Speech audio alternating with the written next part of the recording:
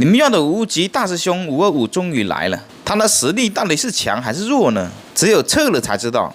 这台车是2023款的 DS525X，2023年11月份生产的车子，今年1月份上了牌，公里数是5750公里。24款呢，减震函做了相应的升级，但是发动机的调教是一样的。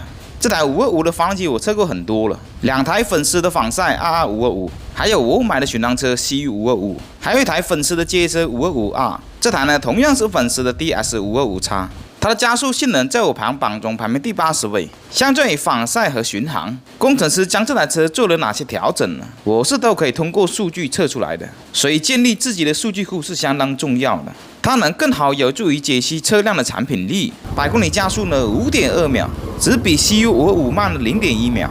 要知道两台车的重量差了30公斤左右，这台车的动力明显感觉比 CU525猛一些。全油门起步的时候，它很容易翘头了。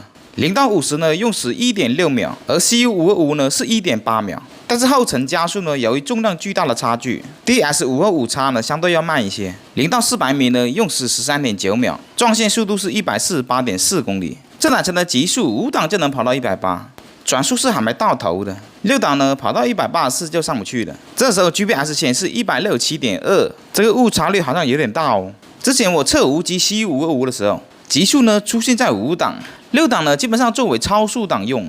这台呢也是一样，它5档表现就能达到199，而且它仪表最高的显示也是199，2档表现是112，3档是146，4档呢是178，5档呢显示199，6档呢还是显示199，已经达到表头的最高值了。这时候真实的速度197，所以齿比是非常输的。它4档的极速和赛克龙 RX600 档的极速差不多，这对模拟长途巡航油耗是有一定帮助的。而且下线油耗我测出来是 2.82， 只比 CU525 多了 0.1， 算是省油的那一种了。我们看一下发动机到底和巡航车调了什么。这台车是配有 TC 和 ABS 可以关闭，模式选择呢有运动模式和经济模式。首先测的是运动模式，车辆加的是95的油。连续拉了3次，最高马力显示 45.1 匹，转速呢在10200转左右。咦，不对呀，怎么马力跟 CU525 的一样？我们再试一下 Eco 经济模式，看一下最大马力和马力曲线有什么差别。结果最大马力和最大扭矩都没有超过运动档，而且曲线也差别不是很大。我们看一下 S 档最大马力 45.1 匹，而且有个很好的功率和扭矩平台，这个曲线很像我之前改的 GW 那台。我们看一下 CU525 功率和扭矩 ，45.6 匹和 41.8 牛米，比 DS525 的都要高。这时候就有人问了，功率和扭矩和巡航车都没有变啊，怎么重了30公斤？为什么两者的加速和极速都没多大区别呢？在前几天呢，这个视频也说到了，同样都是130匹，但是由于排量上的原因，扭矩还是有一定差距的。所以单从发动机而言，765RS 这台呢动力要更加厚实一些。我们不仅要看最大功率、最大扭矩，而且要了解它们动力分布的情况，也就是这2台发动机的中高转速区域的平均功率和平均扭矩。单单看最大功率和最大扭矩，相对来说呢会没有那么全面，因为有些车最大功率和最大扭矩就是一个点。上面那一期呢说的是不同排量、相同功率的动力特性，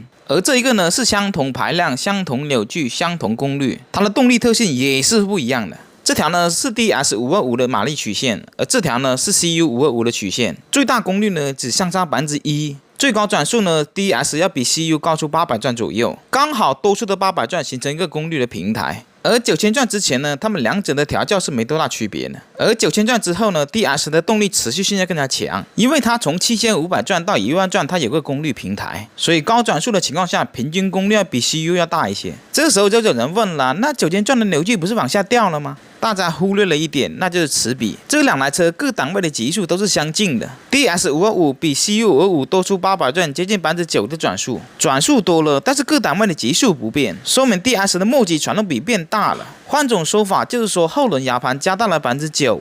然而9000转的动力和扭矩跟 CU525 一样，但是由于加大 9% 的末级传动，后轮的扭力会放大，所以即使车重了30公斤，再加上运动模式油门调教的响应更加快，所以加速的体感和加速的数值依旧不弱于 CU525。所以我们是从数据去推算出厂家工程师怎么调这台车的。我们不仅要知道它调的方向，而且要知道它为什么这样调。它为什么不采用一开始就堆功率、堆扭矩呢？也就是说，从低转速就开始拉高功率、拉高扭矩，像52522仿赛那台那样，4500转就接近40的扭矩，马力达到了26匹。而 DS525X 呢，4500转呢，扭矩在38左右，而马力在24匹。为什么要这样调呢？很简单，两个字：震动，也就是运行品质。之前我测了2台仿赛就说了，它的震动比较明显。到了 CU525的时候是调了最均衡的，也是因为这台车无极开始尝到了甜头了。为什么它会形成爆款？想一想，到底有没有在用心调车？我的视频很多厂家都在看了，所以我希望能通过我的解读视频，能帮助到其他厂家，能更加了解对手是怎样调车的，从而呢在调整自己的车辆的时候更加具有针对性。而作为消费者呢，也能更深入的了解这台车的各项性能，从而呢能根据自己的用车环境去选择车辆。现在继续回到这台车。在无极 CU5那台发动机调教上面，震动、油耗、动力调教呢是最均衡的，所以9000转之前依旧保留了这样的调法，直接在后面加了800转，再将齿比加大，增加加速的体感，弥补车重带来的负担。所以在震动这一块呢，也是和 CU525一样，在所有搭载着这款机子的调教中，震动控制是最好的。而国产500排量的双缸机中，震动最小的这春风450那台，但是油耗这台要低一些。接下来我们看一下油耗测试，它的下限油耗到底能低到多少呢？我们接着看下一期。